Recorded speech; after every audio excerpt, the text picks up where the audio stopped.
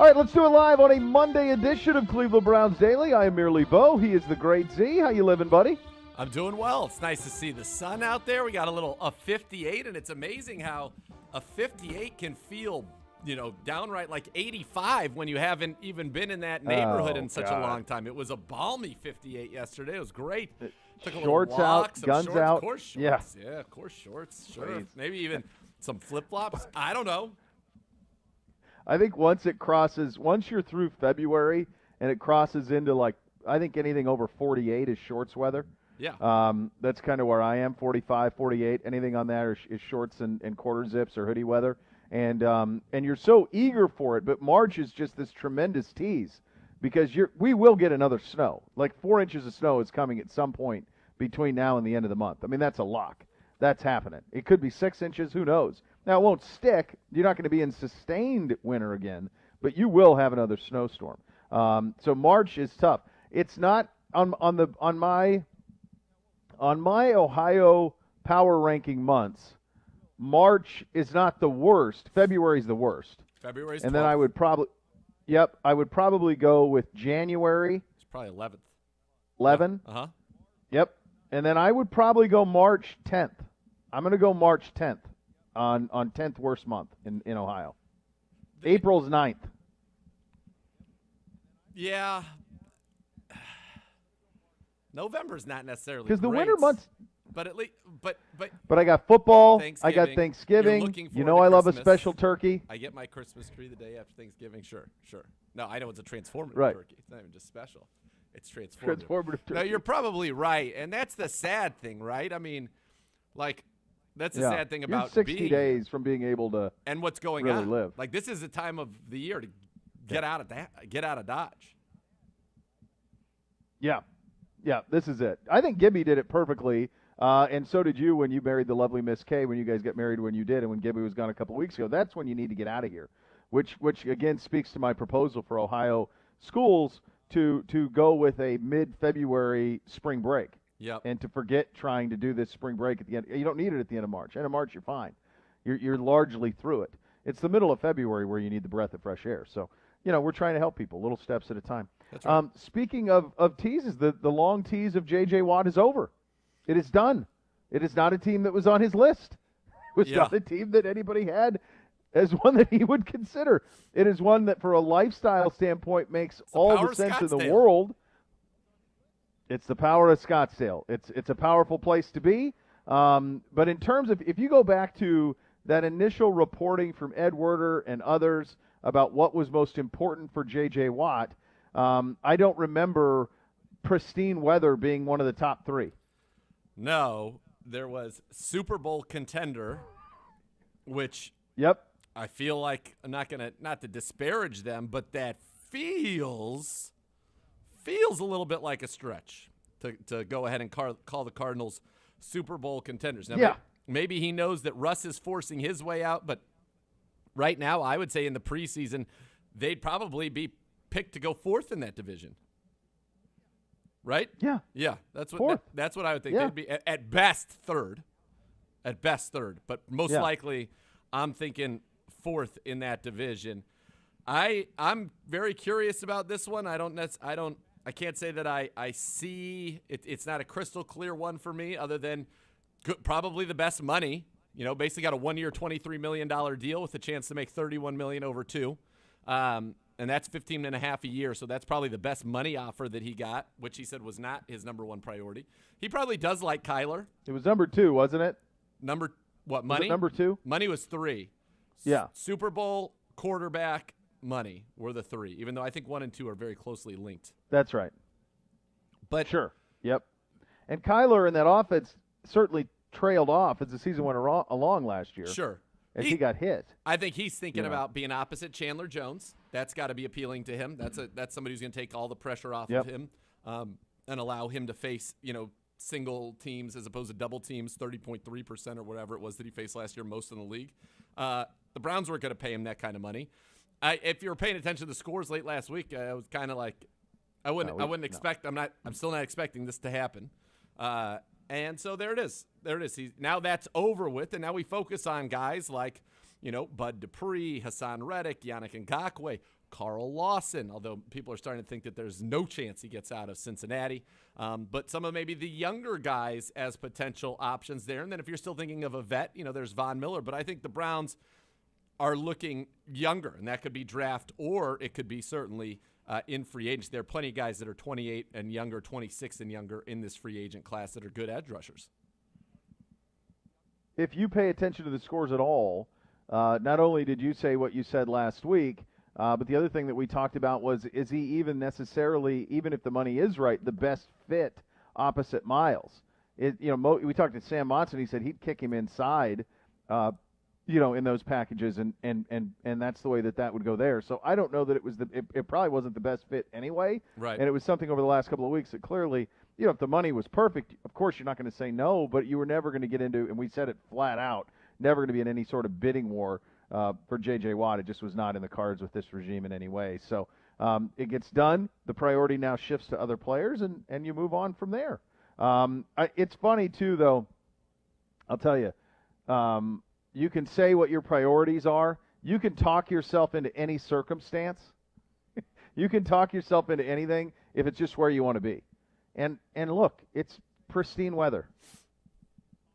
Sometimes it's that simple. Sometimes it's a lifestyle. Sometimes you just want to live in a place with a big sprawling area with gorgeous weather and an amazing cornucopia of properties to choose from, and just live a great life. That's what that provides. He's going to be up on a hill. He's going to have an infinity pool in his unbelievable sprawling back patio that is on a cliff, basically overlooking the Valley of the Sun. He's going to have golf wherever he wants it. He is going to have the beautiful Suarus surrounding his property. He's going to have red rocks. Yep.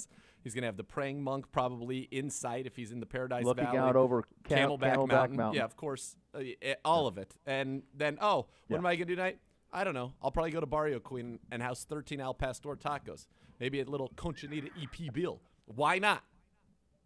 Why not? And it helps that $23 billion was guaranteed. So that helps, too, because I don't think anybody else was in that vicinity. I can't imagine. Certainly the contenders, I know that, I'm certain that we weren't going to be anywhere near that, and I can't imagine Tennessee was going to be anywhere near that. And so it is a wild card in that sense, because this is not a name that you heard. You had heard us in Green Bay. Even this morning you had the crazy Peloton story with us, Buffalo, and Green Bay, which is just comedy. That was comedy. Come on. Who puts that on a Peloton? That was just And he had nonsensical. 16,000 followers. It's not him, obviously. As he said, I don't even have a bike stop, which is the best. And then within an hour, he signs. He was like, I've had enough. He's had enough. Maybe that upped the ante for the Cardinals. They're like, we got to get this done. I think the Peloton tweet, I think it forced the action. I think it gets 5%. It gets 5%. By the way, the Cardinals CBS Sportsline, their advanced model has simulated the NFL season 10,000 times, and J.J. Watt improves the Cardinals' chances from 2.2% of winning the Super Bowl to 3.2%. So, well, there you go. Game changer. On one hand, you could say that's a 50% increase. That's 150%. That's true. On the other hand, you could say big brain on you that could get to the optimistic It's still side only of it. 3%. It's because their coach can't coach. Cliff. Gibby, that's just a shot right out of the gate. What a fantastic nice guy. job. Apparently, you had Cliff in your sight. Did you see his setup, Gibby? His draft setup? Nice guy. I'm not sure nice he's worried I'm about not it. sure he's worried about opinions of himself. Oh, but think about this, Gibby. Adjustments. Yeah. Well, agreed on all points. It's a haymaker out of you coming in on a Monday. haymaker. The only thing, it really came in. I didn't even see it coming. It was out of left field. No. The only thing I would didn't know his say mic was on. is, no, I had no idea. There was no light. I would say the thing that was kind of crazy was, without Cliff, you don't have Kyler. And without Kyler and Cliff, you don't have DeAndre JJ. Hopkins, and now you don't have JJ. Or DeAndre Hopkins. How about right? You think Deshaun Watson is trying to implore J.J. Watt and Hopkins to tell the Cardinals to trade Kyler for Deshaun Watson? Back home. Wow, what a wrinkle that is. What a wrinkle that would be. Well, that'd be an easy sell for the Texans to their fans. You get him on a rookie contract. I don't know if the Cardinals can even afford him, because I don't know how much cap room they have, and they just put a big chunk into J.J. Watt. But you get Deshaun Watson down there, all of a sudden, that's easily the best quarterback division in football. Easily, if Deshaun Watson's there. Russ, Deshaun Watson, Matt Stafford, and Grapes. By the way, did you see who the Niners are calling up on? And I think he would run their offense real well. Theodore. Your boy. Yeah, that's right. Your boy. Theodore. Yeah, I did see that. I did see that they were kind of poking around that. Interesting nugget, though, is that in 2014, Kyle not a fan. Yeah, in that draft, he was not. I think that he wants. My guess is that he wants a bigger solution to his problems. He wants Deshaun Watson is what he wants. I'm sure, but if they can't get that done, my guess is that the next thing that you're looking at is, like, for example, I think Justin Fields would be great. I think that'd be the perfect spot for him. I think that's a name that's very intriguing to Kyle. I think that would be a very intriguing name for Mr. Shanahan. Yeah, I just feel like I know I'm going back to it, but I feel really bad for Deshaun Watson right now. Like, yeah, they got to just make this happen. They've got to make it happen. There's a man taking a picture of me right now. Put the binoculars on him. Put the binoculars on him. Yeah, there's a man taking a picture of me on my yard. Why? I'm not entirely sure. This is happening live on the air, folks. Bishop, live on the air. Your privacy is being violated right now. Guy just walked onto my land and took a picture of me. Yeah. There's a way to Pretty deal remarkable. with that. 50 water balloons and 3 young boys. Yeah. Go get it done. Pretty wild.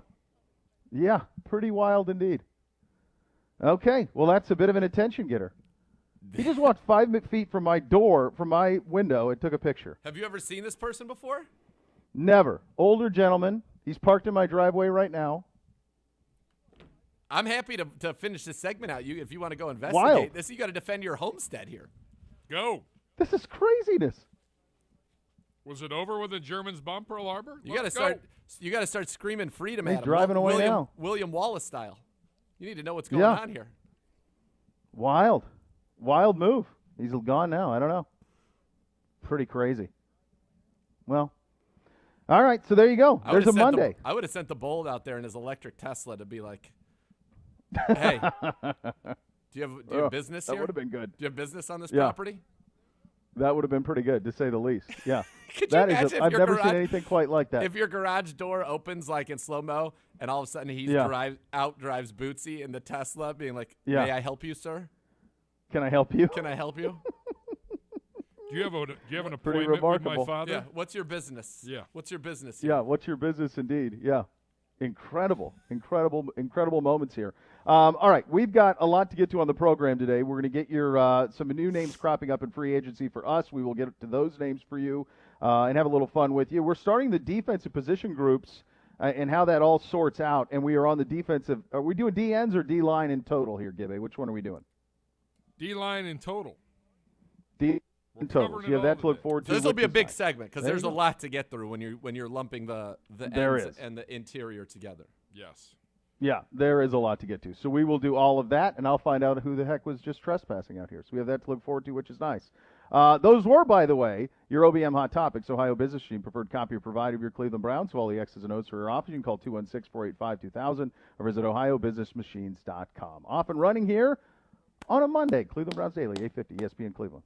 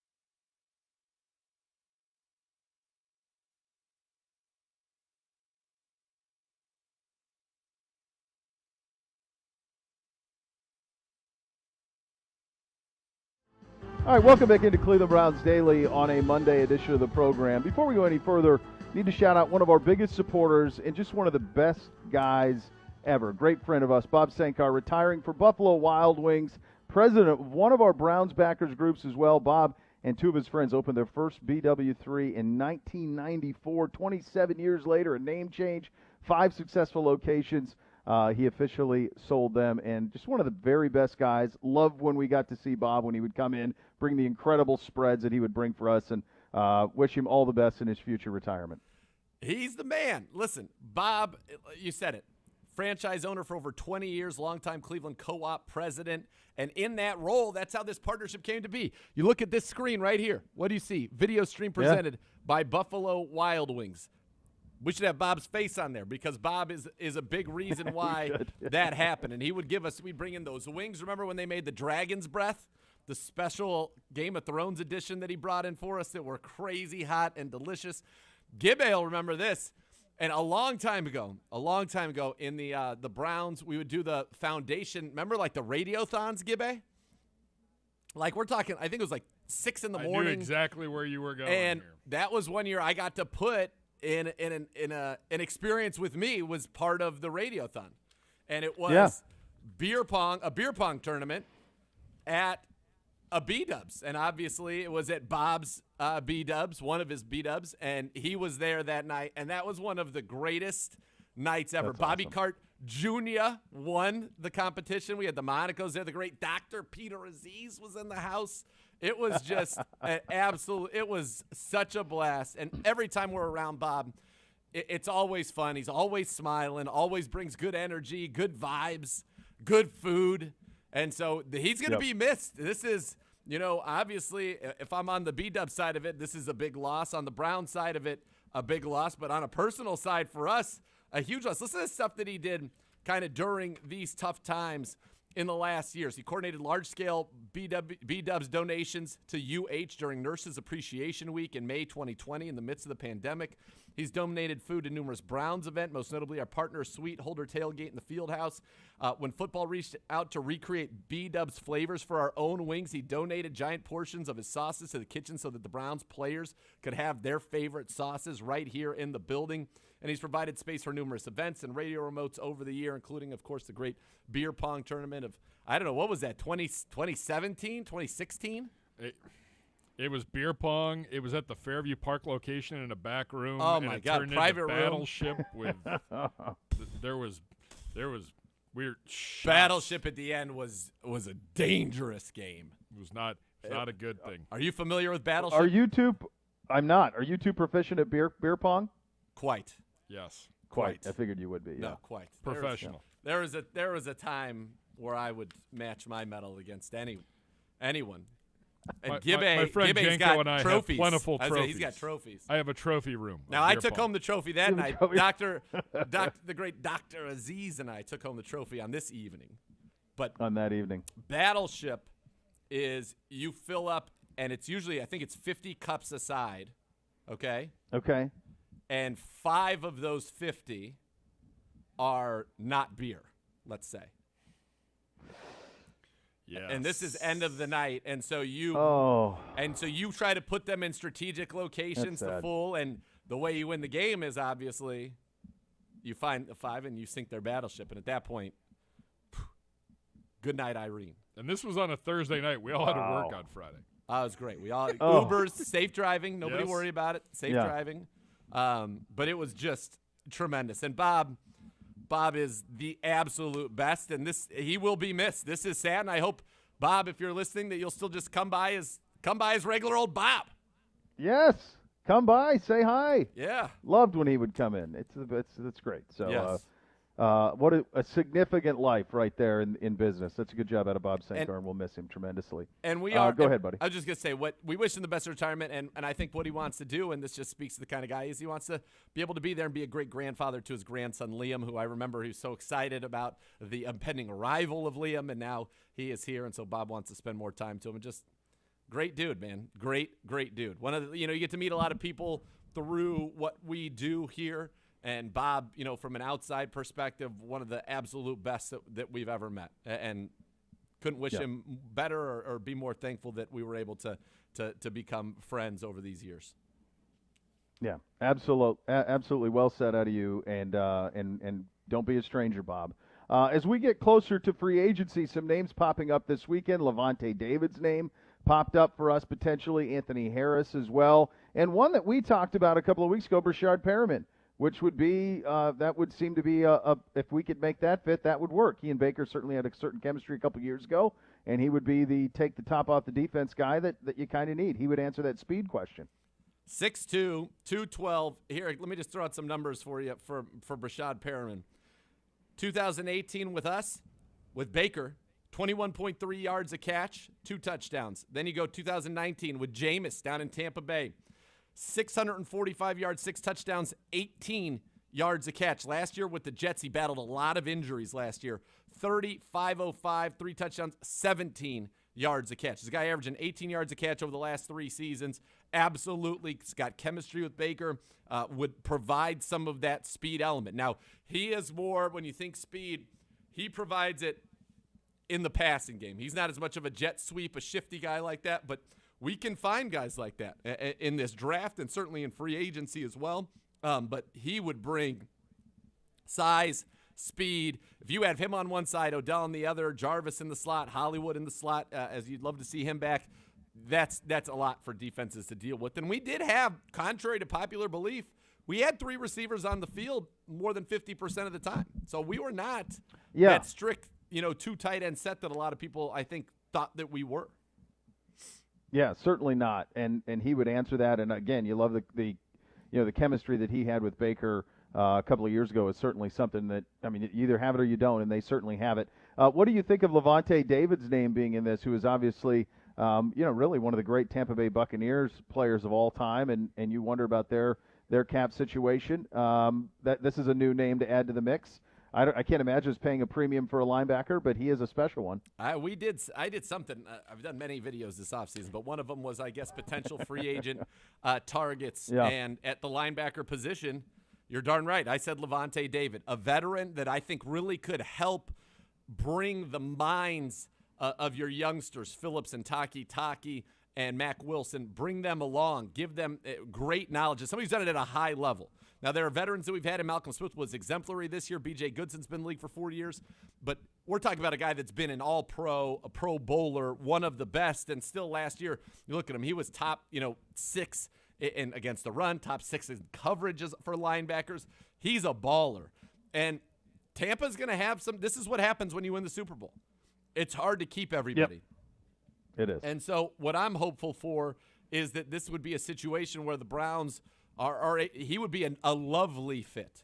A lovely fit. It takes some of the pressure off of Phillips having to become that guy this year, allows him to develop. It would be a short-term thing, but really provide a real playmaking boost for you at that linebacker position. And he's a guy who can rush the quarterback, which we know. I just think it would give you a lot of flexibility, a lot of options. And, I could even envision defenses that would have, David next to a Grant Delpit or David next to a Ronnie Harrison, depending what we do in free agency or the draft at the safety spot. And that, I think there's a lot. I think there's a lot there. And I think that, when you think about Jacob Phillips, you think about Taki, they benefit, and Mac benefits so much from him.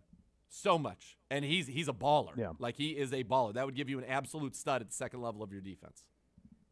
Yeah, absolutely would. The price will be interesting on that. And then Anthony Harris, who we've talked about, for 2 years now on the program. Look, Anthony Harris, Malik Hooker. We talked about Will Parks as a guy that's got familiarity with Joe Woods who can play. There are a lot of names that you're going to be able to get cheap, and this is going to be an offseason of one-year prove-it deals. Anthony Harris's value 2 years ago, much higher than it is this offseason. Hey, let me sign a one-year deal. I trust these coaches. I know this scheme. Let me sign with you guys. Have a great year. Maybe I move on. Maybe you keep me, whatever. But give me that opportunity. Malik Hooker, let me rehabilitate my name. I'm an extreme talent. Let me rehabilitate my image in this league. I think that there's plenty of that for the taking. You're not going to get a lot of long-term answers this year. You may decide to do one at on the defensive line, maybe if you can find that end that you really like, maybe at the cornerback position, but I think really you think your long-term corners are here. I think it is more likely that you're looking for short rehab type deals with guys, and those two names make a heck of a lot of sense, a ton of sense if you're the Browns.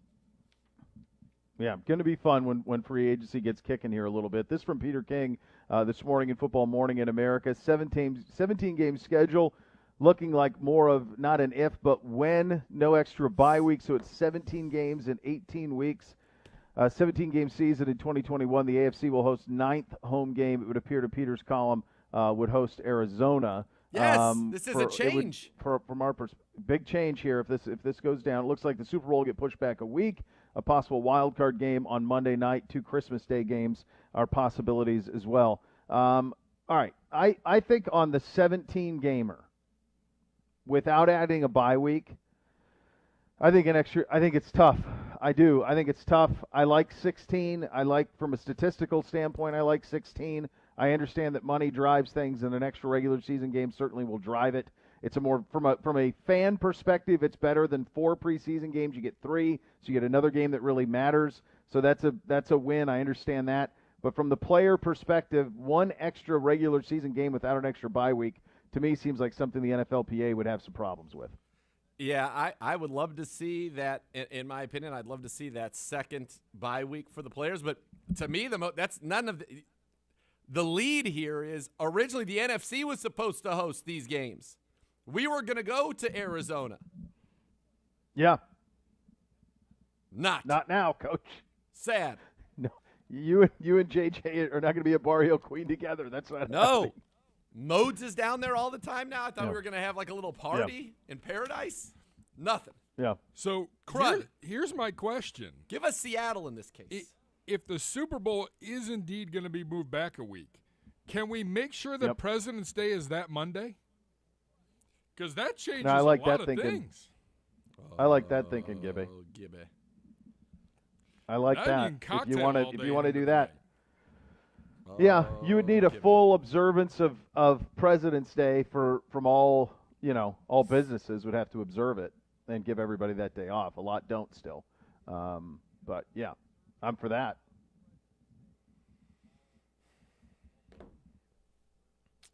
I'm still just devastated by this. I thought we were picking up a bonus trip to Paradise Valley. I don't think you are. No, in fact, I know we're not. I don't think you are. Wild card games on Monday Night Football. Fine.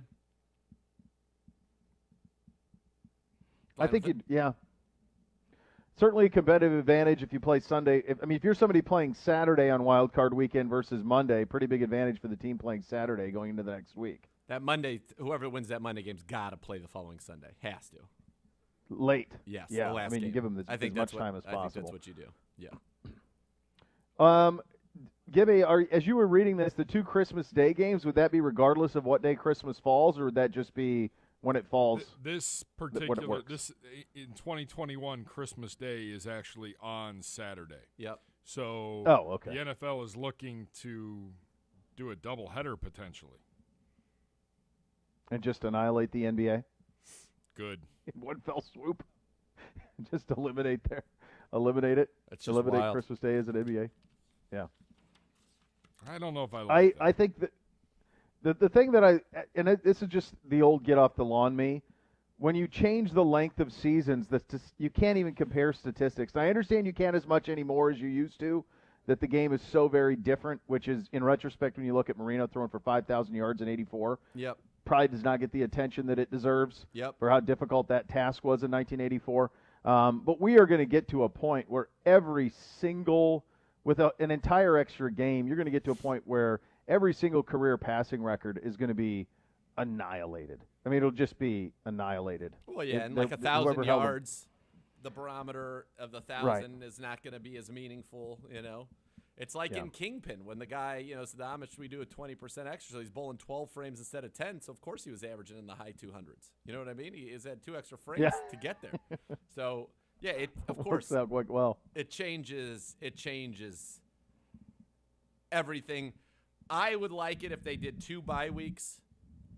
I think that, look, that gives you 18 weeks of football or 19 weeks of football, I guess, which would be that's great. It's basically 5 months. Of course, you're going to eliminate a preseason game, so the players will be happy about that. But I think you would want to break up, and you kind of got to put the bye weeks. You have so many weeks to move it around that you put a bye week around, like say week 6, and then a bye week around week 12. Try to give them kind of 3. Even though, because look, let's be honest, it's going to end up going to 18, right? You're going to want an even number. Yeah.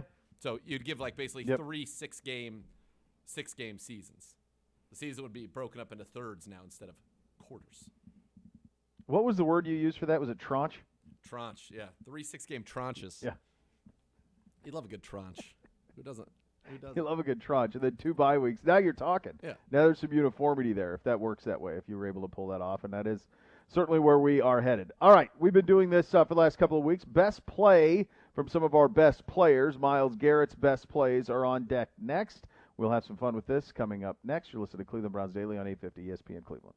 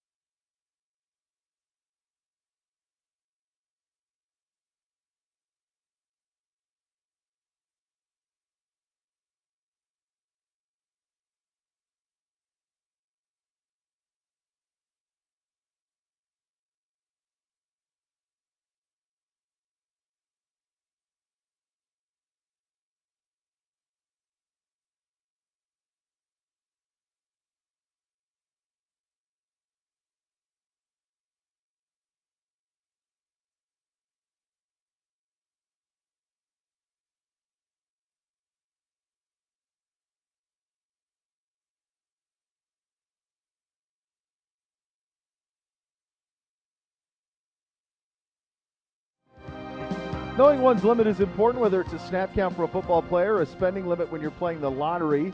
So if you like to gamble, set a limit beforehand and stick to it. If you want to learn more, go to keepitfunohio.com for great tips on how to keep gambling fun.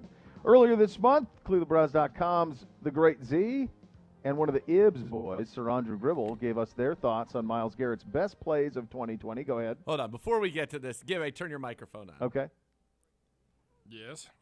You put out what I would consider one of the great tweets of our time on February the 25th that says, and I quote, okay, "Give the Ibs boys a listen, Browns fans.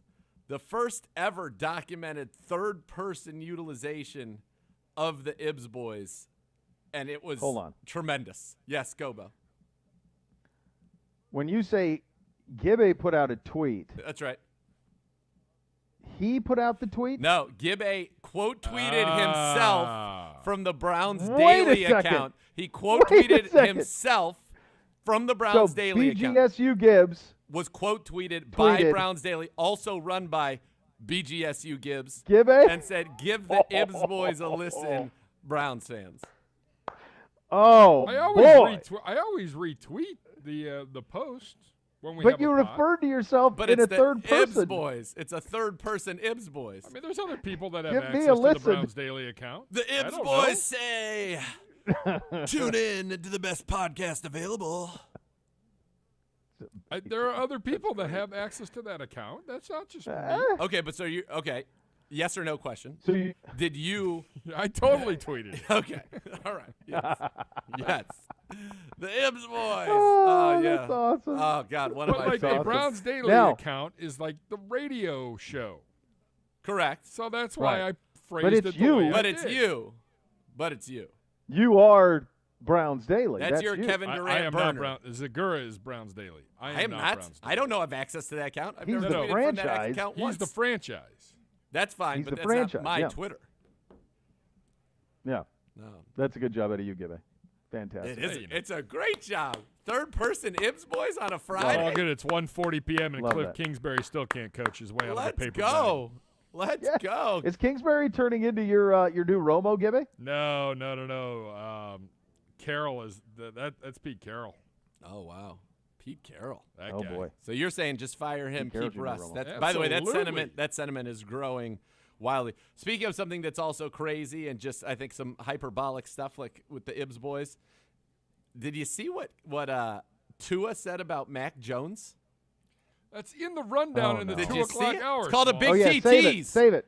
Big Well, we'll T, get to it. We'll get to it. Pause. I did tease. see it, but we will. We will Pause. get to it. I hate your pause. Pause. I don't like the pause. It's all there. Let it breathe. All right, we're doing the Miles plays. Yeah, let's go. Focus. Sir Andrew says, Week 2 versus Cincinnati, the strip sack of Burrow. Z, you went Week 3 versus Washington, the strip sack of Dwayne Haskins, sir. What does your did you get a pick first on this one? I don't remember if I picked first, but he had that great, the run, Week 2, 3, 4 strip sacks, and then Week 7 a strip sack in Cincy where he had sack strip fumbles, 3 weeks in a row and 4 out of 6. Which was pretty darn impressive when you think about Myles Garrett. So number 2, the one in Week 2, that was when he had Kevin Stefanski mic'd up on the sideline. He's like, "Come on, Myles, make a play. Come on, Myles." And he does right at the goal line. Porter Gustin was about to get him, but Myles said, "No, I'm going to get the strip sack." We recover it. Joe Johnson falls on the ball at the 1. We score. And our season it wasn't tenuous at that point, but that was a big, big momentum shift that gets us our first win on the season coming off of that loss against the Baltimore Ravens. And then my Week 3, the reason that I went with that is it was the whole enchilada. He not only got the sack, he not only caused the fumble. This is the one where he recovered it. The ball bounced up. He said, "Give it to me," and it's mine. And so I thought that was, when you get the trifecta there, that's very impressive to me. Yeah, that's pretty good. The other nominees, the famous shirt sack versus Washington. I didn't realize that was famous. I didn't realize that it got according to one of the Ibs boys. It is half the Ibs boys. Yeah. The strip Thought sack it was. in Dallas. strip sack in Dallas, Early. that one I remember very vividly. Yep. In that game, and him doing that back in the state of Texas. Yep. In the Dallas area has some significance. You know how I do with these. I tend to go with the bigger. Is there some significance outside of the actual play? Yep. And that one would have that. The pressure of Phillip Rivers into the intentional grounding in the end zone, resulting in the safety to extend our lead against the Colts, which was a monster game. Play. Yeah. Yeah, strip sack in Cincinnati in Week 7, and the sack in his first game back from COVID versus Tennessee. Those are the ones being mentioned as choices. We have to narrow it to 4. I'd like to see the Dallas one in there early in that game. The Dallas one I think we can mention. And then I thought the strip sack in Cincy where he gets it out and then Ronnie Harrison makes a great sliding recovery on the sideline. That's also a great play. When I look at this, there's something that jumps out to me beyond crystal clear. Go. The impact that COVID had on Myles Garrett this year. Of the plays that we're looking no question.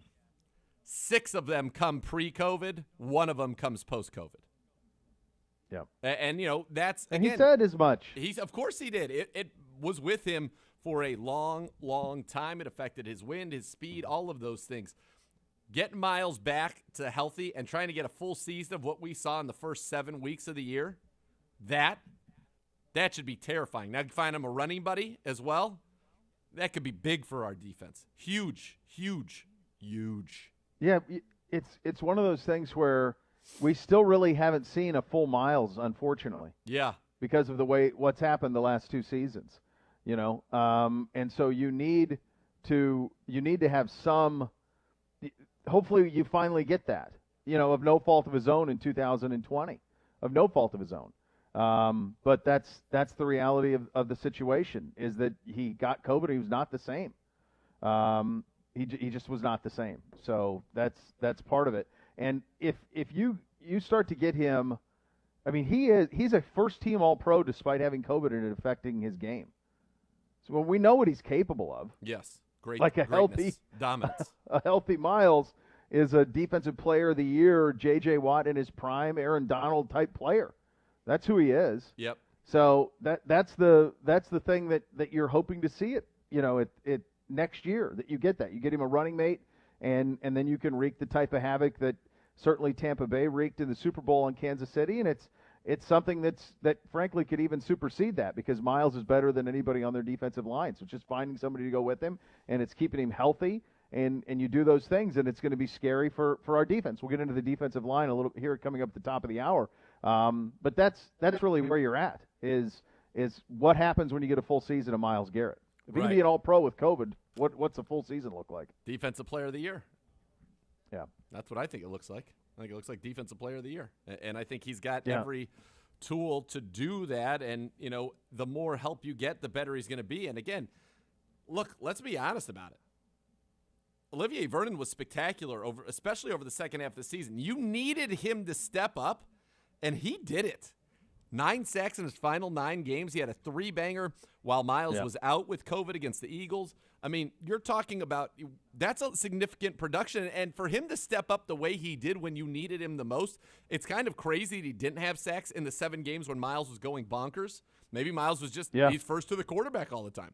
But yeah, it could have been.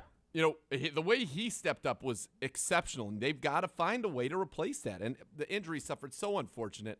He was a guy, Olivier, and we'll talk more about the defense of line coming up here, but just did workmanlike, right? Showed up, busted his butt, tremendous physical condition, and then really was huge for us down the stretch.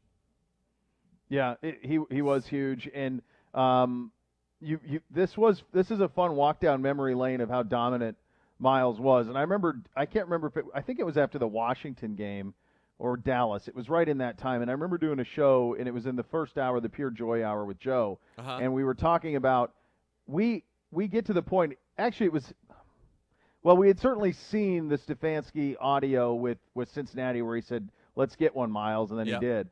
And I remember having the conversation, you and me and Joe, and we said, the notion that you can almost count, and I remember you and I talking to Stefanski about this too, that you can almost count on a strip sack fumble happening is crazy.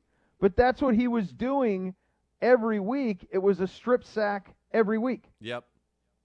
That's the level he was playing at. Yeah. Game-changing, dominant play every week. I think he had a sack in 6 straight games. He had a strip sack in 4 of those 6. I mean, that is – nobody does that. No. Nobody does that. That's the level he was playing at, and it's only going to get better going forward. So what did we decide on here? We're going to go yours. Do we go the Colts one? I mean, that's huge, too. That Colts game really loomed large. Maybe the Dallas one, I get rid of the sentimentality, and the Colts one needs to be in there. Like, don't we have room? Can we have all 4? Can we have 4? We have yours. You have those 2. Yep. The other one we mentioned was the strip sack in Cincinnati, Week 7. Yeah, but I'll take your Dallas one over that. That's fine. All right, so we go strip sack against Burrow in Week 1. Week 2, you've got the strip sack against Haskins, which you chose from Week 3. We'll use the Dallas strip sack in Week 4. And then the pressure of Rivers that forced the intentional grounding in the end zone, which extended the lead to 29-20 in a game that, in retrospect was about as big as it gets. Yep. That you had to have in retrospect. So, yeah. That was fun. Let's go. Yeah. Let's go. Do you think if he spent, and obviously we have no interest in this, but you've seen the video of him playing basketball. Do you think he could play in the NBA? We often have that conversation of like LeBron and those guys, like could they play in the NFL? Could Miles make an NBA team? Now, I'm not saying I think it'd be crazy to consider him being like a contributor, but could he make an NBA team right now given his abilities? I'm not going to say no, okay? Right. However, the way that 6'5" guys move in the NBA versus the way that he moves like horizontally is a little different. He moves like if he were 6'9", to me he moves that's it. Like an old school Charles Oakley. Like that's kind of the way that he moves physically on the basketball court. Dominant, clearly power, but he's like, unless he's Zion, and Zion's 6'8". Yeah, but Zion, is he really 6'8"? Is he listed as 6'8"? Yeah, I think so. I think he's 6'7", 6'8". I think he's in that. He's not like Chuck Barkley, 6'5". Right. I mean, that's what he would have to be like a Sir Charles.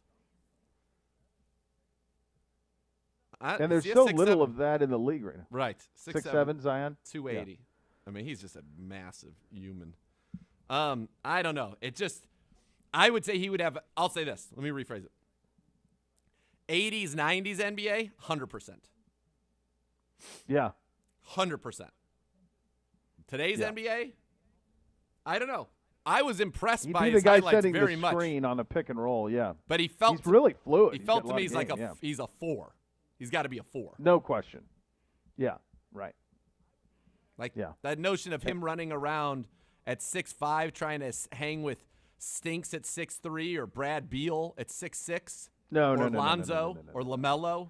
No, it'd be the other way. He would have to try and bang with, every team's got a Marc Gasol out there, or somebody that you got to bang with. Yeah, like that would be. But Marc Gasol's 7 feet. Yeah. It's incredible what the NBA big guys can do now. You saw that Embiid between the legs and then step back that he made over the weekend. Ridiculous. Jokic is absurd. Yeah. No, it is. All right, so we'll put it on the poll, Gibby. You put the poll? All right, so we'll put it on the poll. We will go over in depth what we see on the defensive line. Coming up next, we'll do our Cleveland Browns Daily positional breakdown on the defensive line. It's coming your way at the top of the hour. You listen to Cleveland Browns Daily on 850 ESPN Cleveland.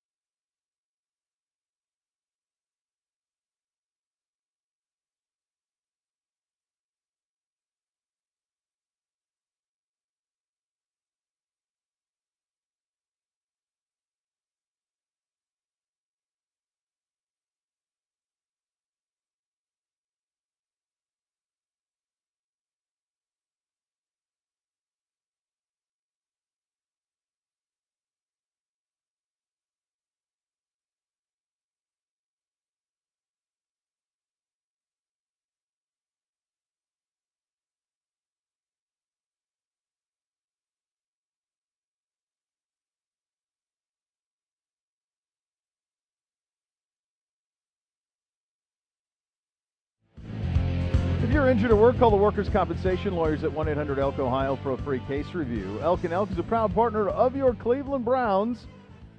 We're nearing free agent season, certainly. Our positional breakdowns continue. If you listened last week, and God knows I know you did, and you loved it, and so did we went down through the offense. There wasn't much, to be honest. There's not much. Speed at receiver, other than that, it's depth stuff. But as we get in on the defensive side, Z, there is going to be a lot of question marks and a lot of who's coming back here. And this was by design from Andrew Berry a year ago when he put this team together, was to allow for flexibility, especially on that side of the ball heading into the 2021 season. On offense, it is my best guess that you will have 0 new starters. At the end of the season, Hollywood was a starter. Potentially, if he's not back, that would be 1. But you're going to have all 11 starters back. Defensively, I think you're going to have 4, and if you're thinking from week 1, but I'm just talking about by the end of the season, or if you were at full strength, probably 5 new starters from a year ago. Yeah. 5 out of your 11, maybe more. Offense, 0. Defense, 5, and at every single level. So we'll start with the defensive line today, and of course you start defensive ends. We're going to go ends, and then we're going to go inside to the defensive tackles. Your starters last year: Myles Garrett, 12 sacks in 14 games, career high 4 forced fumbles, which was 3rd in the NFL. Now all 4 of those came in the first 7 games of the season. First team All-Pro, Pro Bowler for the second time, first Brown in franchise history to record double-digit sacks in 3 straight seasons. And 2 of those seasons, one he missed, the final 6 games, and in the second, he was not well after that COVID. That basically he was on pace for maybe 18, 20 sacks this year, not 12. Mm-hmm. Yeah. The guy with him was Olivier Vernon, unrestricted free agent who had a massive second half of the season. We talk about it all the time. 9 sacks in his final 9 games. Torn Achilles in Week 17 win over the Steelers. So he's going to be tough to replace. No idea when he can be healthy again. But you have to imagine at his age, that late in the season, that's going to be a tough one for him, an unrestricted free agent. So you'd be surprised if he's back at this point. You just don't know what it looks like for Olivier Vernon. Well, even playing football in 2021 is going to be very difficult for him, let alone here, Yeah, you just don't know what it looks like. Key backups, you got Adrian Claiborne, who chipped in, a veteran, chipped in 3.5 sacks, 1 forced fumble in part-time duty for the Browns. I thought played pretty well as the starter against Kansas City in that playoff game. Oh, yeah. I thought he had a nice game there. He was 3rd on the team with 27 pressures and would be penciled in currently as the starter opposite Myles. That's not the role that they want him in. They want to get a starter opposite Myles Garrett. Porter Gustin didn't record a single sack last year, but he had that nice interception in the playoff win against the Steelers. He's an exclusive rights free agent, and I thought had a strong accounting of himself, did 5-star. He's a guy, though, that is going to have competition to make this roster. They will step up the competition for him. Now, who could that competition be? Let's start in-house. Curtis Weaver. This is a name you're going to hear us talk about. Claimed off of waivers from Miami, was a 5th-round pick. 34 sacks, 47.5 tackles for loss at Boise State, which was the Mountain West Conference record, the 34 sacks. What I was told about Curtis Weaver, I've been asking around a little bit, that he has worked. He should be ready to go. He has worked incredibly hard on his body. He has transformed it, and there's excitement. There is not, he's going to be this. There's excitement. What can this guy be? Could this guy be a big missing piece as a sub-package pass rusher? And that's something to keep an eye on. So Curtis Weaver, in-house, your best candidate to be somebody that can play some meaningful minutes for you.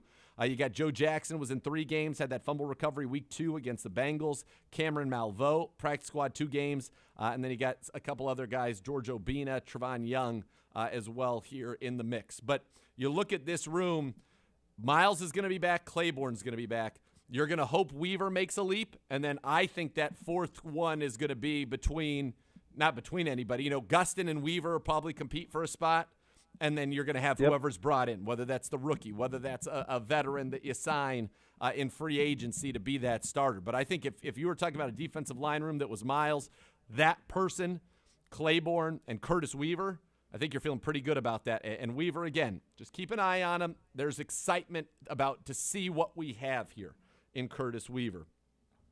So that's the defensive end room. So just one follow up to that. Yeah, please. So if we feel like one will be, I just feel you feel pretty good that one is going to get picked, signed in free agency.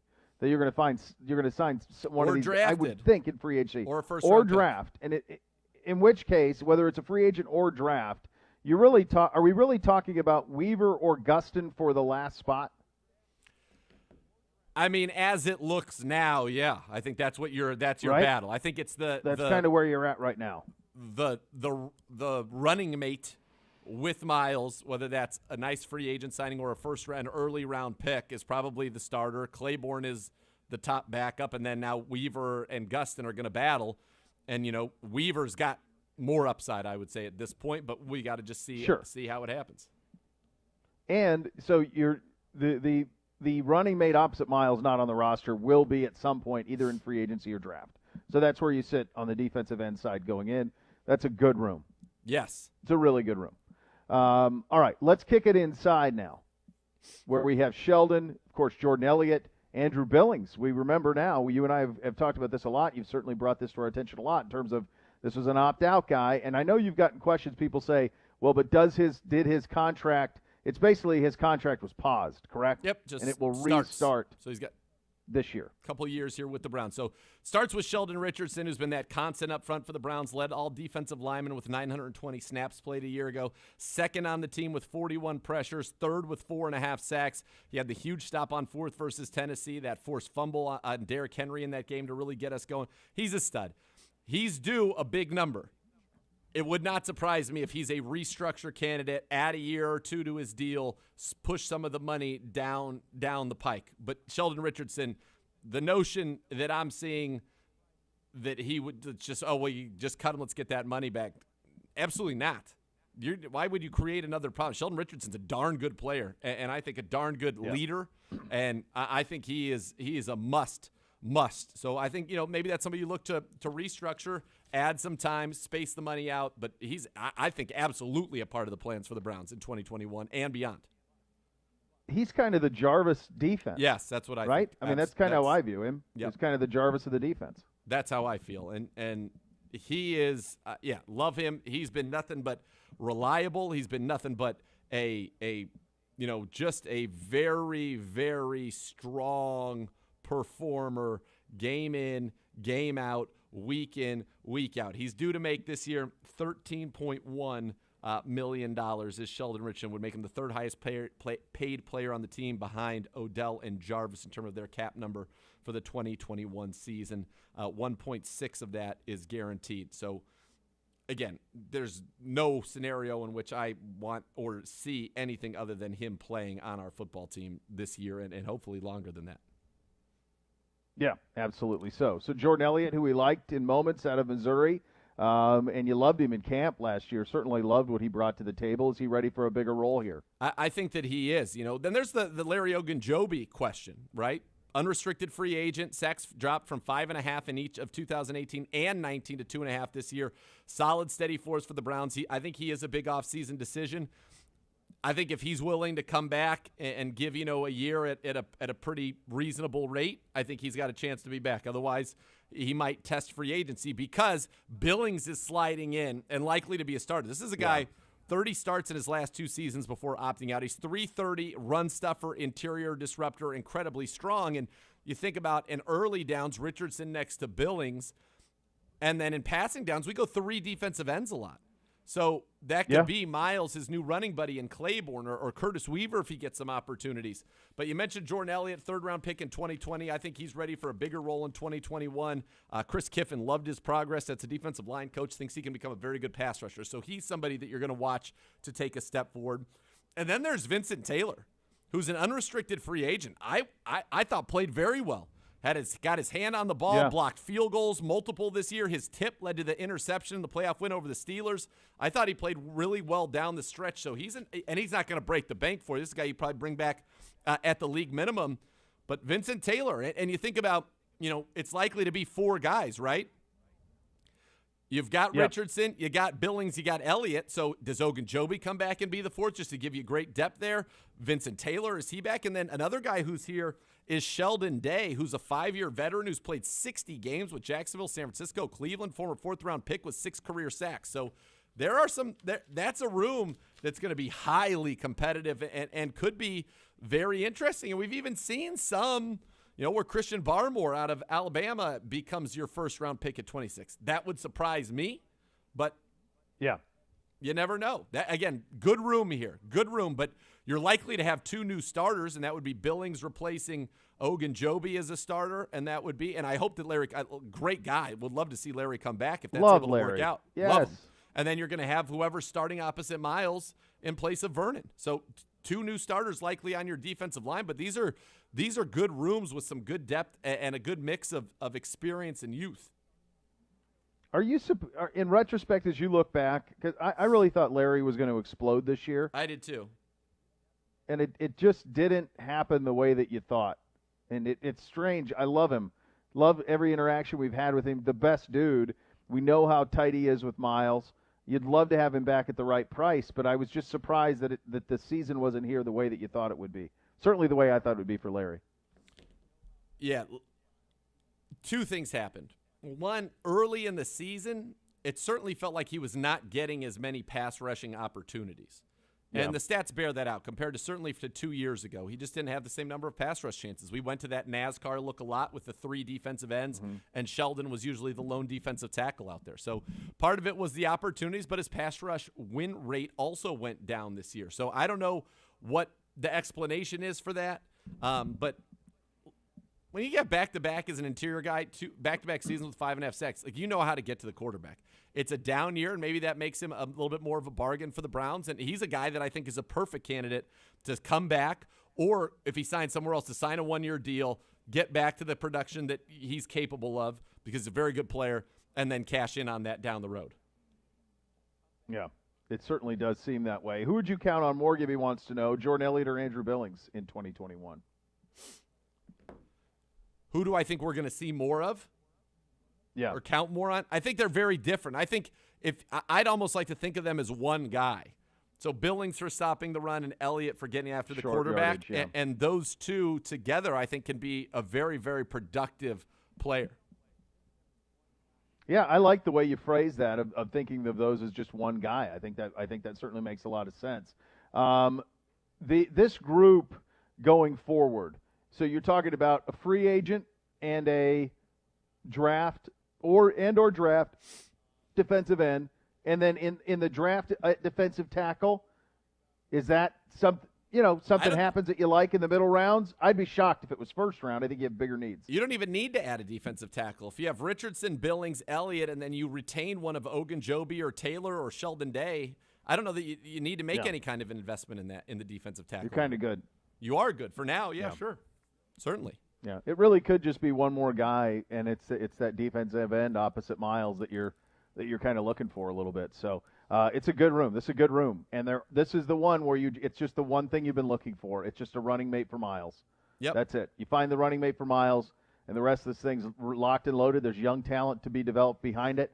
You mentioned Weaver, Elliott. These are young guys who you're going to grow with, who you've drafted, you procured, and you just need them to grow into the positions. But it's running mate for Miles. That's number one priority for the entire defense, for the entire team. Is running mate for Miles. So that's something that'll have to be done either in free agency or via the draft.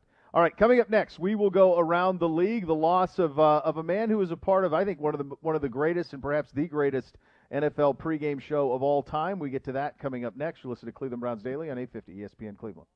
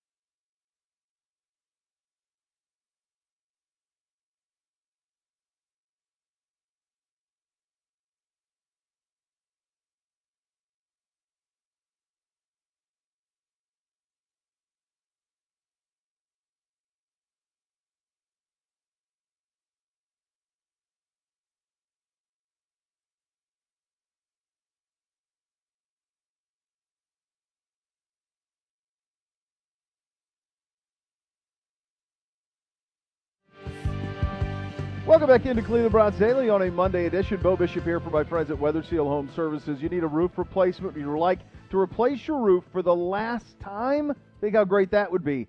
That is the benefit of choosing a metal roof from Weather Seal. Metal roof technology, materials, styles, and colors, they've improved significantly. They make them beautiful, nearly indestructible, and affordable.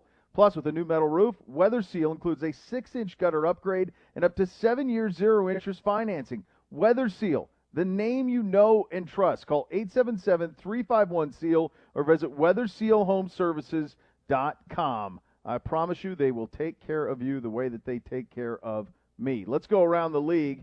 This was a sad one over the weekend, the loss of Irv Cross. I'll be very candid with you, buddy. One of those guys who you lost track of. He was so prominent. He was so prominent in on that NFL Today show with Phyllis George and Brett Musburger and Jimmy the Greek. That was the first and really only pregame show of my youth that I watched, and it was such a standard bearer.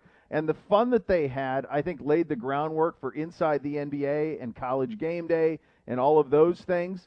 And I remember him being an integral part of that. It shocked me that he was only 81, because that would have meant that he would have had that job in his late 30s, early 40s, because that was in the early 80s when he had that job. Through the mid-80s he had that job. And so that he had that job at that age. I remember he went on to be an athletic director at Idaho State, which I believe is his alma mater, and then I lost track from that point going forward. But incredible fond memories of that pregame show as a kid. Yeah, it was the best, and I don't know if you saw what Brent Musburger said, and this is a quote from him. Irv was one of the finest gentlemen I've been with. We met at Northwestern, where Irv played both ways for Coach Parsegian. He later became my go-to mainstay on the NFL Today. No one ever had a bad thing to say about Irv. He led the way for African Americans to host NFL and other sports shows. Rest in peace, my friend. CBS tweeting out, Irv Cross, the former NFL defensive back who became the first black man to work full-time as a sports analyst on national television, died Sunday at the age of 81. But that is really just, he was, I remember him vividly. That was what I watched. He and Musburger together were great. That was a sad one. When I think of the NFL and I think of broadcasters and announcers from, my youth, I think obviously Musburger. We think of Irv Cross in the studio show, Madden and Summerall. For some reason, Deerdorf always pops into my mind. Oh yeah, Monday Night Football. Yeah. Al and Deerdorf and Frank Gifford for sure. Yeah, Gifford, of course, Al.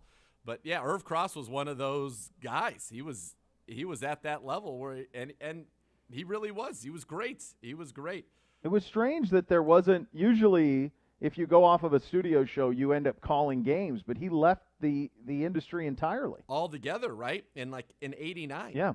Yeah. Right. Yeah, I mean, he's been off for a long time, and I think that was right around when CBS lost it was right close to when CBS lost the rights to the NFC, which then went to Fox. That happened all in that same kind of time frame, at least in my mind's eye. But usually you resurface somewhere. And he didn't. He went and he became the athletic director at Idaho State. And then I hadn't heard from him. I haven't heard from in years for what he's been up to. So, but certainly was a real groundbreaker on a show that was very, very good. And I think a lot of those NFL shows, really what you're looking for now, I would think from a fan perspective is, and they were doing it back then with the lines. But remember, they had to be a lot. Remember, like Jimmy the Greek, they had to be a lot. They'd be really tricky with the line the line talk. You always had to. You had to be vague about it. And now you want to know about fantasy, who's healthy, who's starting.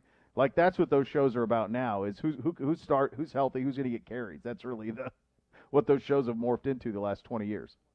I mean, I'm looking at a picture right now where you've got Irv in the middle, then you've got Musburger. Look at Musburger in this look at that shearling fur line. Is that a shearling? Yeah, a shearling with this great fur shawl lapel, and then you got Butkus over here. In his paperboy. Oh my gosh, I don't remember Butkus being on there. This picture is it's Cross in the middle, Musburger in this amazing shearling, and then Butkus in a trench coat and a Burberry scarf. Just incredible. That is fantastic. That is absolutely fantastic. So that's great. Other NFL news: Washington set to part ways with quarterback Alex Smith. I would imagine that Alex Smith would be signed to the Jacksonville Jaguars as soon as it's possible. And that he would be the mentor to Trevor Lawrence. He would essentially be the de facto quarterback coach of the Jacksonville Jaguars, playing for his college coach, Urban Meyer. I mean, I think that seems like that's as big a lock as you're going to get. Yeah, it would make a lot of sense dating back to their time at Utah. So I wouldn't be surprised at all. And by the way, another nice trade up as well when you think about, for Alex Smith in terms of location. Go to get some nice weather in there. Way to go. Jacksonville play a little sawgrass. Nice. Sure. Yeah, work it in there. Yeah, you could. That'll work out nicely for him. So that seems like that makes a lot of sense. You mentioned this earlier in the show. The 49ers placed a call to the Panthers about Theodore Bridgewater. You like that fit for the 49ers? Does that seem more? What do you read into that? I like. Are they they just want out of Garoppolo? As they want to be done with the Garoppolo business? Is that where they're at? Seems like it. It feels that way, doesn't it? I mean, it really does feel that way. I don't know if that's what it's going to ultimately end up being, but he's a guy that I think makes very good sense. He would fit that scheme well. He'd be accurate with the ball. He could give you that nice threat on some of those stretch boots and his ability to move. He's a mobile guy, can throw very well on the run. He's smart. Kyle would like that. And I think at this point he might even be a little bit better of a thrower of the football than Garoppolo. I mean, he made some real nice throws last year to DJ Moore, Curtis Samuel there with the Carolina Panthers. Isn't Kyle in a tough spot a little bit because they are they're an interception and a blown coverage from winning the Super Bowl. Everybody gets hurt last year. He still has a defense that you feel like is right there. They're good up front. They feel like they're ready to go. They just need someone to execute it. And now this is 2 off seasons in a row where you've flirted to try to find somebody better than Garoppolo, and it feels like it's past the point of no return. I can't see how Garoppolo could come back to that. No. Would seem, or that they would even want him to. So they're kind of in a weird spot there with the Niners. And you think if you're them and you're calling about Teddy Bridgewater, meantime, the team that Bridgewater, most recently and continues to still be employed by, the Carolina Panthers, they seem to be the front runner for Deshaun Watson at this point. And you say to yourself, well, that's the conversation we want to be in. And how do we get in that conversation? You want Nick Bosa? Take him. Yeah. I like Nick Bosa. I do too. They put themselves. But I mean, if you're Kyle, you're saying man, we got to get this sorted out now. We've been here a while. We got to get the guy. Yeah, we've got to get the guy. And you saw, this year they get a pass. Their whole team was decimated this season. Sure. But I think maybe if you're Kyle, don't you want to draft, to get back to your original point about Fields, maybe just draft that guy. Well, that changes everything because that not only does drafting that guy, it gets you an ability to mold your guy, but it also allows for some time while that guy matures. Yep. Exactly. When you draft a quarterback, there comes patience as the player gets to grow up, around you. So I think that makes a lot of sense. Jason Lockenforth, CBS Sports, with another wave of big-name trades. Of course, he does mention Odell in this. We have seen absolutely – I just can't see any scenario where you trade Odell Beckham Jr. This offseason.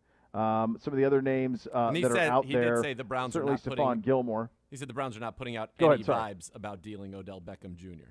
No. Right. No. Stephon Gilmore mentioned here. That's a name that was linked to us. Yep. As I've seen linked to us in the past, certainly. Orlando Brown Jr., who asked for the trade, certainly could be somebody else who's out there. There are some names. I talked to some people, and they think there will be more trades, and then I talked to others who think there will be significantly fewer trades. Taking on big contracts and dead money this year is harder than it would be under normal circumstances because of that lower cap. Now, I don't know, and you tell me this, I don't know if the reports of this new TV deal that just happened, which are that's interesting, monstrous, does that impact this year's cap? I don't have the answer to that. I did see some conjecture over the weekend that it would have a chance to impact this year's cap. And this is just one part of it. This is just the ESPN, Disney, ABC part of this deal. And so there's still 2 other networks that need to be negotiated with and or companies that need to be negotiated with for their rights fees, which will also be astronomical. Yeah. I just think, again, it goes back to if it doesn't impact things this year, you're going to see – soon. You might see an entire free agency other than maybe, the top 10, 20 guys, all one-year deals. This might be a complete one-year deal of free agency going forward here because teams are going to want to give themselves that type of flexibility, and players want that flexibility. You just saw the billions, and there are going to be more and more of those billions coming for the NFL, which means the cap, you're going to see, I think, between the 2021 season and the 2022 season, one of the biggest single-season jumps ever, which means there's going to be more and more money. And so a lot of these guys who hit free agency this year are going to say, nay, I want to be a free agent going into 2022 when they're going to get the opportunity to go ahead and cash in on this when the new TV deals are in place and they can cash in and get paid the way that they want to get paid. So I think this is going to be – I don't think you're going to see a ton of trades. You might, but I don't think so. And I think you're going to see more of these one-year type deals this offseason because we're going to have, I think, $30, $40 million jump in the cap between 2021 and 2022 that you're going to want to be a free agent in. Yeah. I think you hit that. I think you nailed it on the head. You also mentioned this earlier in the program. Tua Tagovailoa. This is ridiculous. This is absurd. Former teammate Mac Jones. Quote, he's a more mobile Tom Brady. That's bold. Can I give you a theory? Come on. Can I give you a theory? Sure. Was it Devontae Smith? Yep. Who said that Mac Jones was better than Tua? Yep. So he's trying to lean into that. Yep. Yeah, he's great. I think Mac Jones is great. Oh, he's better. He's more mobile than Tom Brady. He's a more mobile Tom Brady. I think Tua. He's Musa cursing. I think Tua. There's probably maybe some ill will about that quarterback room at Alabama that had Jalen Hurts, Tua, and Mac Jones. Certainly, Tua does not like to hear that one of his favorite receivers at Alabama is saying that this guy's better than me. Remember that got out? So that hurts your feelings. And so Tua's leaning into it. That's what I think. It feels that way to me. To me, it feels passive-aggressive.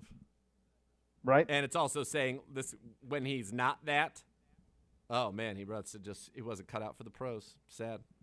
All that talent. Yeah. More mobile Tom Brady. Yep. That's what I think. That's my theory on that one. Is that's what that's about. That he's leaning into that a little bit. So we'll see. That's I wonder how that even came up. It must have come up in Alabama. He must have been back there because it's not like he has availability. It had to be at some charity outing or something like that. Yep. I don't know. Outrageous. Yeah, and I think we probably have that. Other news over the weekend as well. Our good friend Duke Johnson released by Houston on Friday. Duke wasn't here much. I was here 1 year when he was here. Yeah, you didn't get much but of the he experience. was not I didn't get the experience. Nick Chubb was here at that point, and so he was not, a huge part of the plans at the time I was here. But I know how much you loved him, how much the organization loved him, the locker room loved him, and I know how much the organization leaned on him in some very, very lean years. Yeah, excellent pass catcher, and he's for his career been a very good runner. Last year was a down year, 3.1 yards a carry. That's his career low. Before that, it was 4.9, 5.0, 4.9. So surprising there, but still a very, very good pass catcher. He's a guy that I think he could end up back with Kyle. He's somebody that is different than the other running backs in San Francisco. If you wanted to bring in a pass catcher there, he needs to go someplace where they want to throw the ball and they want to have a pass catching complement to their main guy who maybe isn't necessarily a pass catcher. Yeah, that would make sense on that front. Pro Football Focus presents their top 200 free agent list. We'll tell you where our impending free agents are on that list. We will get to that coming up next. You're listening to Cleveland Browns Daily on 850 ESPN Cleveland.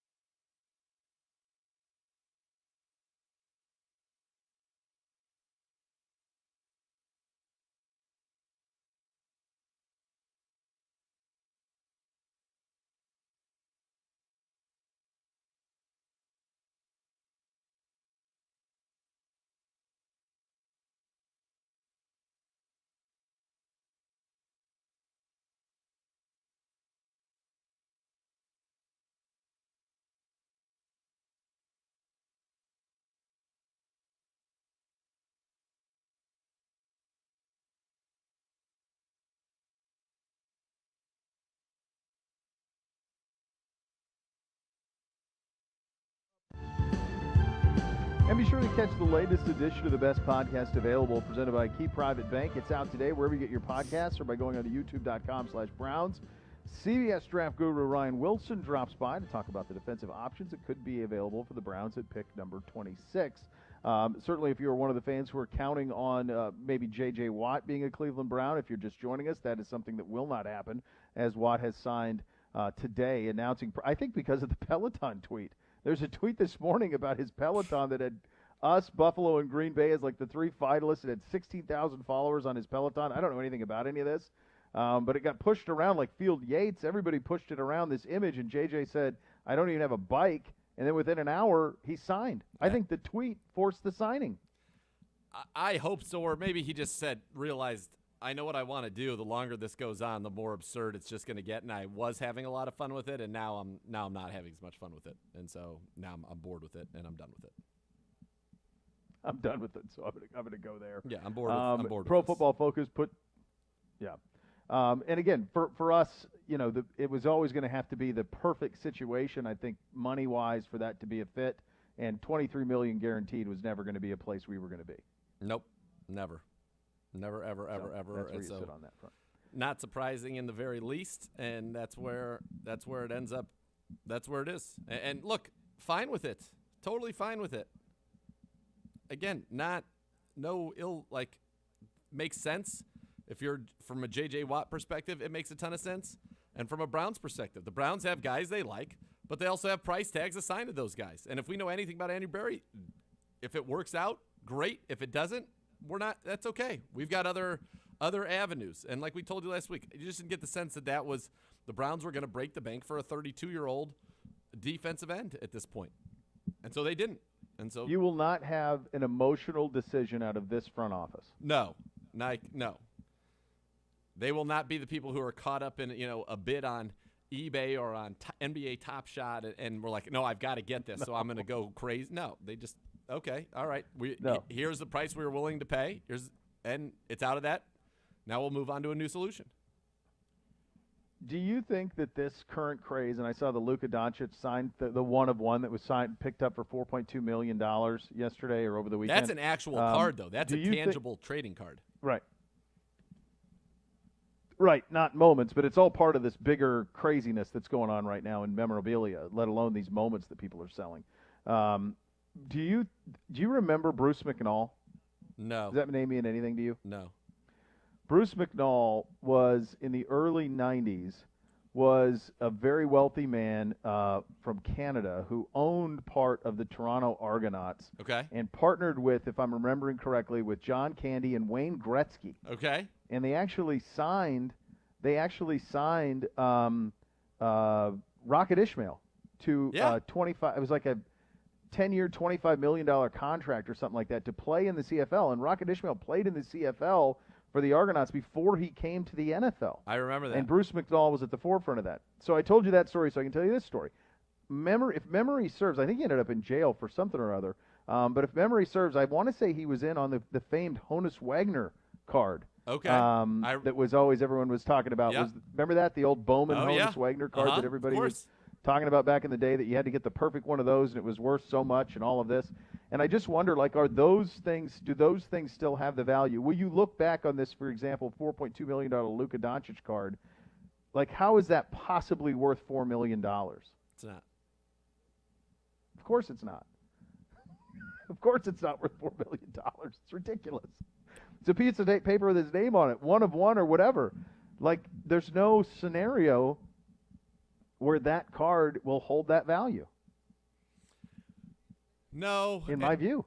When you saw the things like, the 56 Mickey Mantle and all of those, that everybody's Mantle. Parents threw out, including my nanny threw my dad's collection out, and so there was a scarcity to it and all of that.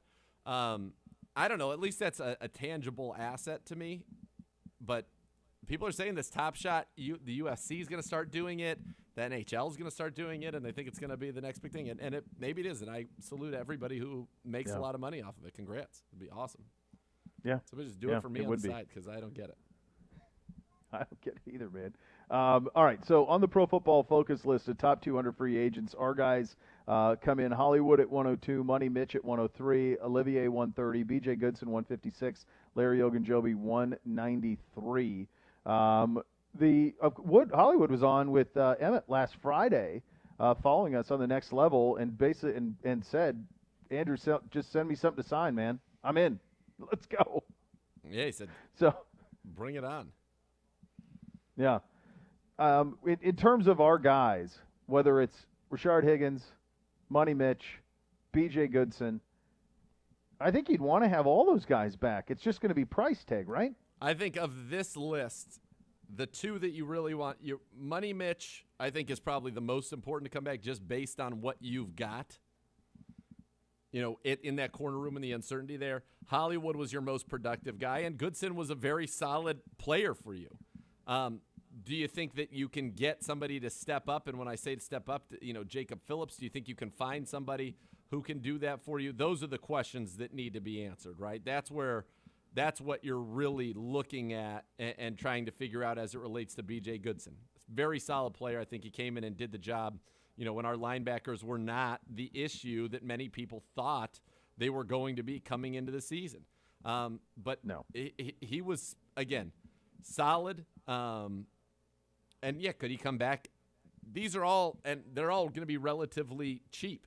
Now, what's amazing is either Pro Football Focus has updated this list from the time that Gibbe wrote it out. Yeah. It seems like they've added some new people that shifted a lot of our guys down. We're all down about 5 spots from the original listing, which seems hurtful to me. It seems like it's a targeted attack on the Cleveland Football Browns. But personal attack. Yeah, maybe they're doing that. But, yeah, everybody's down 5 spots from their original listing, which is very interesting. All right, they added people. So here's the top 10. Dak Prescott, number 1. They have Chris Godwin, number 2. Allen Robinson, your boy, number 3. Kenny Golladay, number 4. Yep. Trent Williams is 5 on this list. Justin Simmons is 6. Anthony Harris is 7. We talked about him. Levante David, we talked about him. He's 8. Brandon Scherf is 9, and Hunter Henry is 10. Gibby wants to know, of those 10, how many reach free agency? I would think the guys at 7 and 8 do, for sure. I don't know. I mean, you would think, but both pretty good players. Those are big numbers, though, man. Like, if Anthony Harris, he has the prediction he signs with the football team, 4 years, $56 million, 27.5 guaranteed. 14 per year. I don't see the Browns putting that in safety position where you got Ronnie Harrison and Delpit. No. Levante David, 3 years, $40 million, 13.3, 23 guaranteed. Boy, that's a lot too for an off-ball linebacker. Yeah, I don't see us swimming in those waters. I don't those either. Two positions, I just don't. I don't either. Do they have? I'm trying to see down this list if they have anybody. What's the first guy they have projected to us? Like, where do they have Carl Lawson projected to?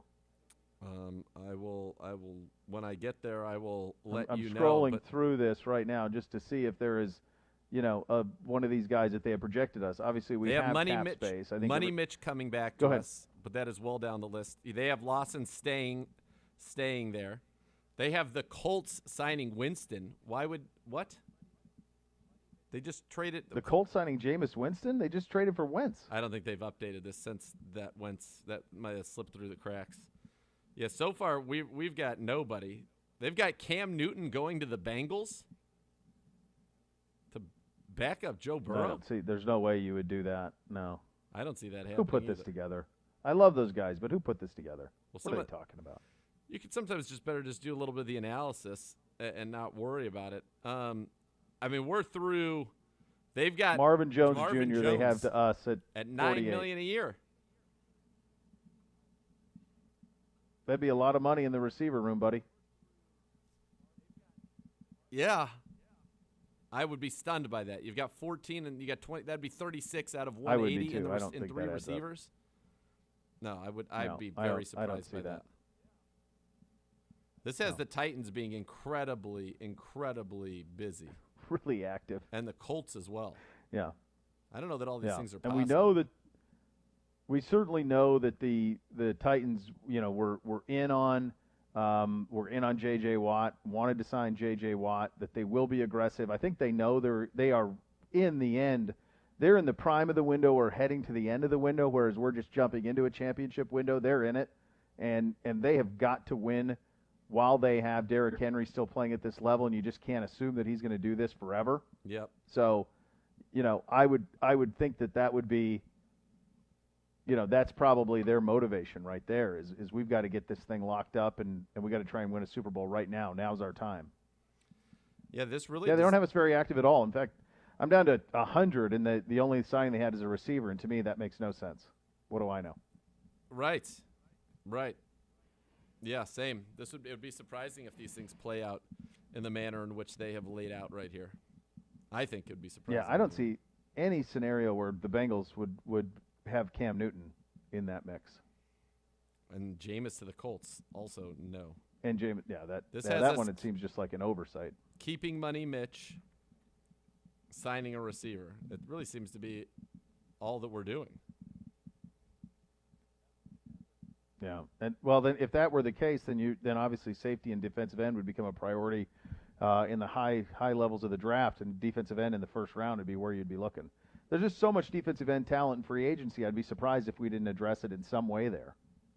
Agreed. I agree with you. I think that it makes a lot of sense to look that way. Now, again, they're going to be very judicious in their pricing, and what they're willing to pay to get there. So the Browns have formula, and I think these guys, we've gotten one very good, productive offseason out of them on the offensive side, and now it's time to do that on the defensive side. And the good news is you got a lot of faith and belief in what they're going to do. Yeah, you certainly do. Going to be, I think we'll be quite a bit more active than the Pro Football Focus folks. And I mean, when you're talking, some of these guys are some of our favorite. Like, you're not going to find people we love more than Money Mitch and Hollywood. I mean, those guys are two of the great friends of the program. Money Mitch is the great friend of the program. He stepped up. Cole was no longer here. Money Mitch stepped into the wake. Ready to go. Right on. Fries. Let's go. And he's got a clothing line. So. Did he send you any swag yet? No swag yet, but I think it's launching. It's near launch, or it's just launched. Oh, very good. Very good. Well, we look forward to all of those things. We need Cole to come back and send us some shearlings. I want that Cole shearling in my collection. That would. That's one of those things that would sit. You'd look at it in the closet and you just go, where am I wearing this thing, man?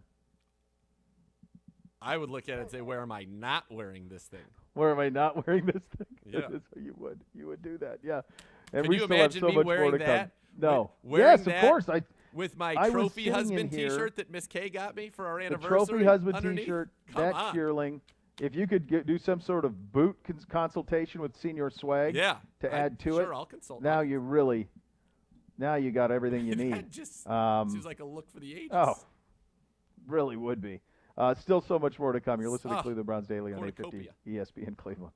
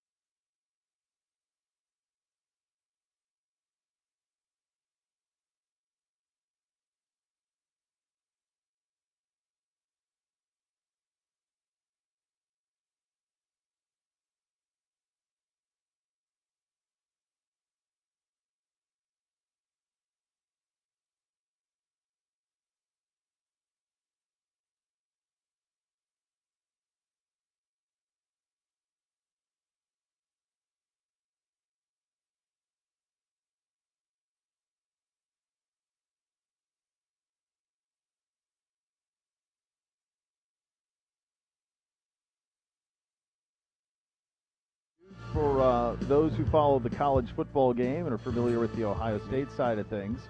Certainly you covered it for many, many years. That's right. Former offensive coordinator at Ohio State and Texas head coach Tom Herman resurfacing in football as an analyst for the Chicago Bears.